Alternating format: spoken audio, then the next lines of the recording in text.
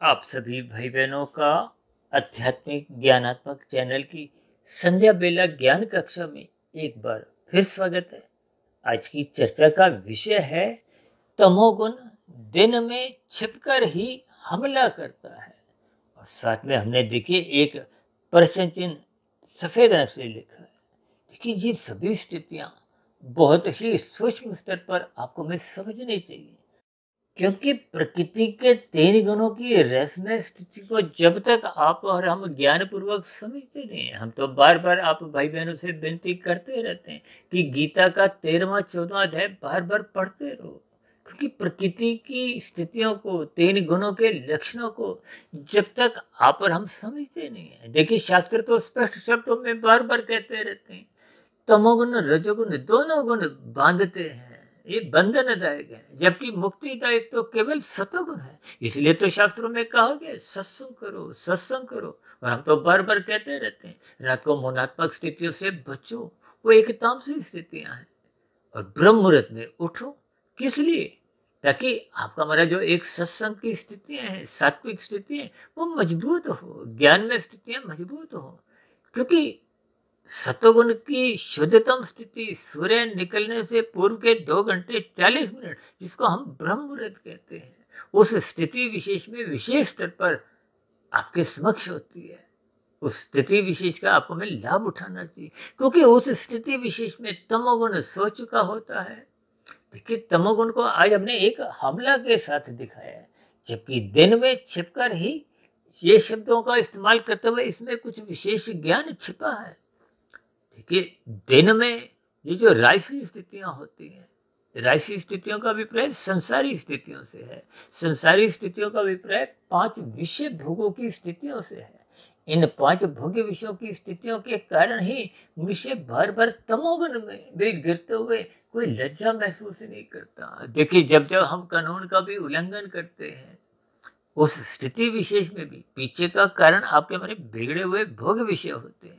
जब जब आप शास्त्रों की बातों को अपने जीवन में ढालते नहीं, यानी कि निषेध कर्म पाप कर्म करते हुए कोई लज्जा महसूस नहीं करते, तो आपके हमारे जीवन में कारण शरीर के स्तर पर कर्माशय की स्थितियां बिगड़ने लगती हैं। क्योंकि आपका हमारा जीवन कर्मफल सिद्धांत के अंतर्गत आपका हमारा जो कर्माशय है वो जैसा जैसा बन जाता है, कर्माशय से संबंधित ही संस्कार बनते हैं। इन दोनों स्थितियों को मनुष्य बहुत हल्के में लेता है, जबकि मनुष्य जोनि के मरने के बाद की जो स्थितियां हैं, अगली जोनि का निर्धारण है, वो तो बने हुए कार्य शरीर के आधार पे ही होता है। आप भाई बहनों को हो सकता है ध्यान हो, तकरीबन 4-4.5 वर्ष पहले हमने एक बहुत बड़ी वीडियो लगभग 3 घंटे की मनुष्य के मरने के बाद का अगला जन्म पर एक विस्तार से उन स्थितियों पर चर्चाएं रखी थी। क्योंकि आज हमने देखी ये जो छिपकर शब्द लिखा है और हमला शब्द लिखा है, इनके अर्थ आपको भी समझने होंगे, इनके भावार्थ आपको भी समझने होंगे। यानी कि ये जो तमोगुण, ये एक तामसी स्थिति है, अंधकार में स्थिति है, और दिन में तो देखिए एक उजाले की स्थिति है। इसका अभिप्राय क्या है? देखिए तमोगुण अंधकार, ये प्रकाश के सामने तो आ ही नहीं सकता। इसका अभिप्राय क्या है? देखिए जब दिन होता है तो इसका अभिप्राय क्या है कि सूर्य निकला हुआ है। जो तो देखिए सूर्य कभी डूबता नहीं है, लेकिन एक यथार्थ स्थितियों को आपको हमें समझना होगा। देखिए शाम कब होती है? जब सूर्य ढलता है। ढलने का अभिप्राय यहाँ कुछ आपकी पृथ्वी की ऐसी स्थितियां हैं, पृथ्वी अपनी परिक्रमा अपनी ही धुरी पे करती है, गोल है, ये सभी स्थितियां फिर दिन रात की स्थितियां एक प्रकृति की एक व्यवस्था के अंतर्गत बनी रहती हैं। देखिए आज हमारा वो विषय नहीं है, लेकिन आपके इन सभी स्थितियों के अर्थ और भावार्थ समझने हैं। देखिए शब्दों में तो स्पष्ट शब्दों में हमने लिख ही दिया कि तमोगुण यानी कि काला स्थिति बुराई, ये दिन में छिपकर ही हमला करता है। इसका अभिप्राय क्या है कि दिन में ये रजोगुण की आड़ में, विषय भोगों की आड़ में, संसारी स्थितियों की आड़ में तमोगुण कहो बुराई कहो, ये छिपी होती है। और ये हमला कैसे करती है कि जब जब सतोगुण की स्थितियां कमजोर होती हैं। देखिए सतोगुण की स्थितियां कमजोर होने का अभिप्राय परमात्मा से विमुखता की स्थितियां हैं। जब जब आप अपने आत्म स्वरूप स्थिति में स्थित नहीं होते, ज्ञान में स्थिति से में स्थित नहीं होते, तो निश्चित रूप से उन स्थिति विशेष में जब जब आप रजोगुण का संग करते हो, तब तब तमोगुण के हमले होते रहते हैं। देखिए, ये बहुत ही एक दार्शनिक स्थिति है। इसी स्थिति विशेष को भगवान श्री कृष्ण जी ने गीता में अर्जुन के रथ के जो 5 घोड़ों की स्थितियां दर्शाई हैं, उसके पीछे का जो एक उद्देश्य है, देखिए भगवान श्री कृष्ण जी ने उन घोड़ों की लगाम को अपने हाथ में रखते हुए यही एक ज्ञान उपदेश दिया है कि आपको हमें परमात्मा की सम्मुखता बनानी है। परमात्मा की सम्मुखता बनाने के लिए गुरु के प्रवचनों को सुनना होगा। गुरु के प्रवचनों को सुनने के साथ साथ आपको भी शास्त्रों का समय समय पे स्वाध्याय करते रहना चाहिए और निरंतर अपने जीवन में इन सभी स्थितियों की जो एक चिंतनमय स्थितियां हैं, ब्रह्म मुहूर्त में उठने का अभ्यास करना होगा।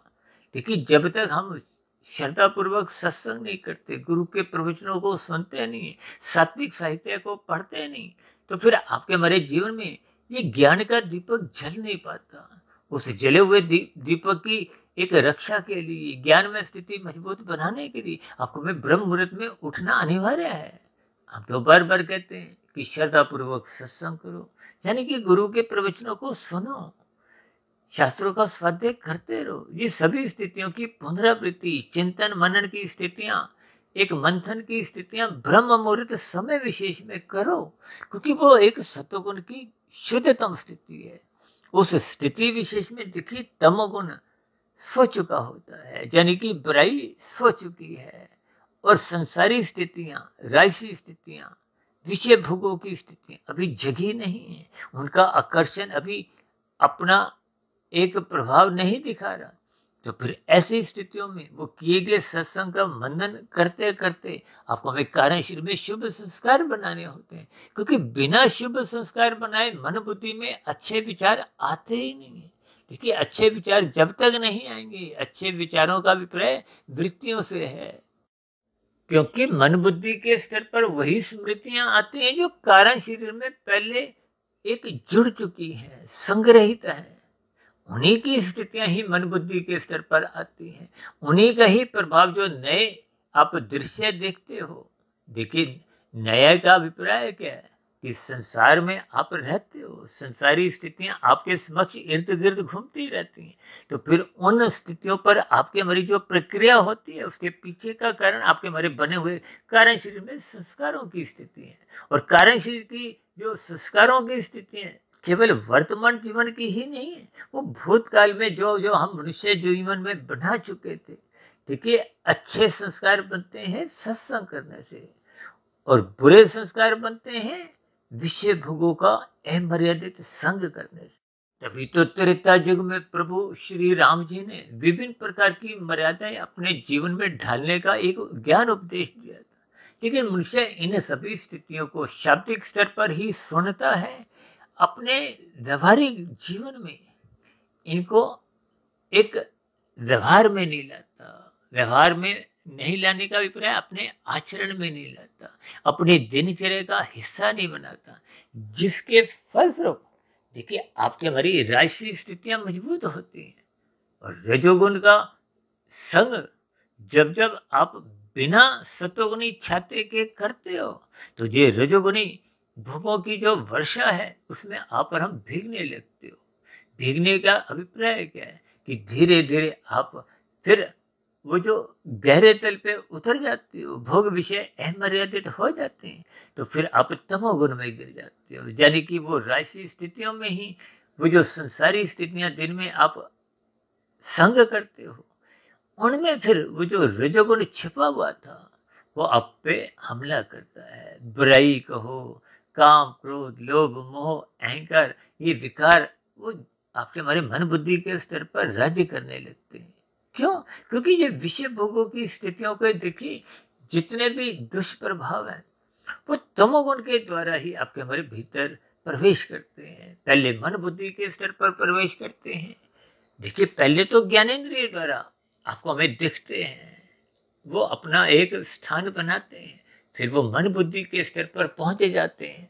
फिर वो मन बुद्धि की स्थितियां जब निरंतर बनी रहती हैं तो फिर वो कारण शरीर में जाके बुरे संस्कारों का रूप धारण कर लेते हैं, जिनसे समय समय पे देखिए आपके हमारे बुरे फुरने उठते रहते हैं। वो बुरे फुरने जब वेग से आते हैं तो फिर वो मन बुद्धि के स्तर पर विचार नहीं करने देते। ये जो बलात्कार की स्थितियां हैं, हत्या जैसी स्थितियां हैं, और भी देखिए कई तामसी स्थितियां हैं। विशेष रूप से भागवत पुराण में तो देखिए इन 5 निंदनीय स्थानों की चर्चा आती है। धूत कीड़ा, मद्यपान, स्त्री संग, हिंसा और अनीतिगत कार्यों से कमाया गया धन।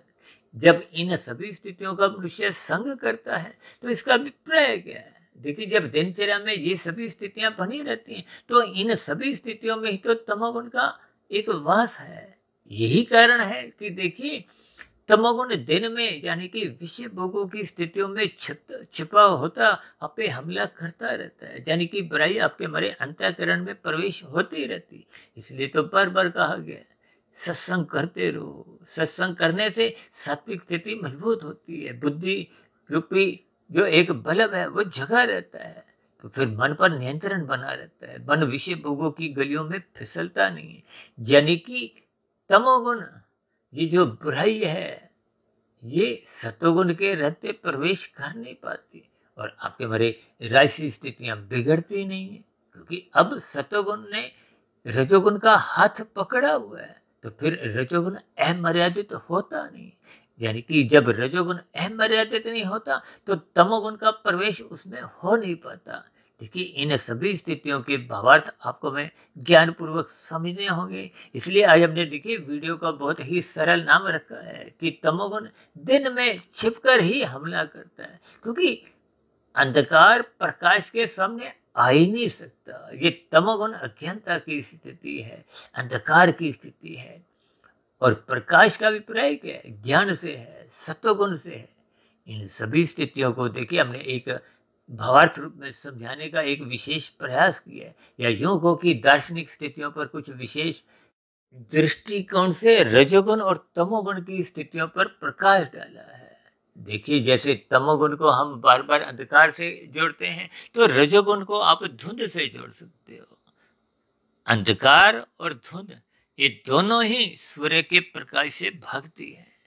देखिए, इन सभी स्थितियों को आप जितना जितना गहरे भाव पे चिंतन करोगे उतना उतना आपके हमारे जीवन में सत्वगुण के प्रति खिंचाव होता रहेगा। सत्वगुण के प्रति, सत्संग के प्रति, गुरु के प्रति, शास्त्रों के प्रति, ब्रह्म मुहूर्त में उठने के प्रति फिर वो जिज्ञासा बनने लगती है। जब ये सभी स्थितियां बनने लगती हैं तो फिर आपका हमारा रजोगुण बिगड़ता नहीं है।